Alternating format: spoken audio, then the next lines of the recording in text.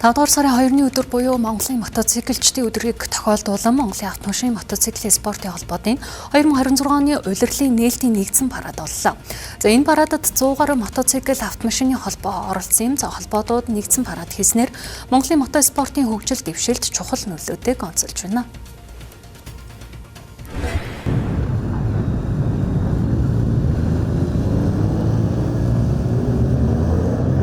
За ер нь бол манай холбоо цаашдаа залуу тамирчдыг дэмжиж дотоодод төдийгүй олон улсын хэмжээнд бас бэлдэж тэр тусмаа эмэгтэй одоо тамирчдыг ялангуяа илүү их дэмжиж одоо ажиллаж байгаа.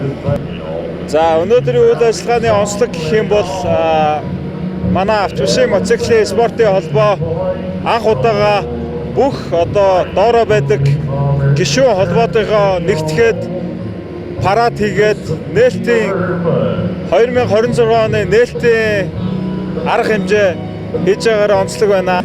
Тэгэхэд 73 онд Чехийн мот клуб гэж байж байгаад Эльбрусийн салбар оргилд мотоциклтай гараад буулгаж чадаагүй гэж спутник сэтгүүл дээр бичсэн байхыг биднээс олж уншаад тэгээд санаа шалгуудаад биднээс өндөр ууланд гарч санаачлах гаргасан. Дэлхийд ерөөсөө өндөр ууланд мотоциклтай явдаг ганцхан Монгол л байсан.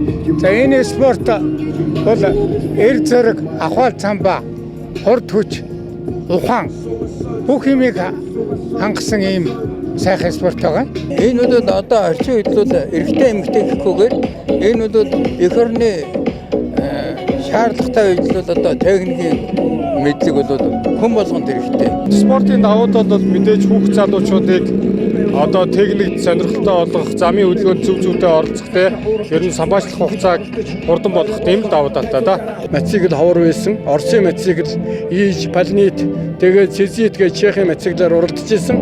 Одоо бол орчин үед бол олон орны одоо янз бүрийн маркийн гой мотоциклаар уралдаг болсон байна. Одоо хөгжлөл одоо эндээс харагдаж байна. Монголын автомашин мотоциклийн спорт нь залуусын идэвх оролцоог нэмэгдүүлэх, аяд жуулчлалыг дэмжих, олон улсын амжилт авчрах, спортын зах зээлийг хөгжүүлэх зэрэг олон давуу талтай спорт юм а. Монголын автомашин мотоциклийн спортын холбоо хөдөлмөрч залуусыг мотоспортын төрлүүдэд татан оролцуулах, мэргэжлийн тамирчдыг бэлтгэхэд онцгой анхаарал хандуулдаг байна. Улирлын тэмцээн, мотоцикл, ралли зэрэг уралдаан нь багийн болон хувийн түвшинд өрсөлдөөн үүсгэж, тамирчдын хөдөлмөрч чанарыг хөгжүүлдэг байна. Ингэснээр залуус биеийн хөгжил, ур чадвараа дээшлүүлж, эрүүл амьдралын хэв маягт хөтлөгдөх боломжтой болдог байна.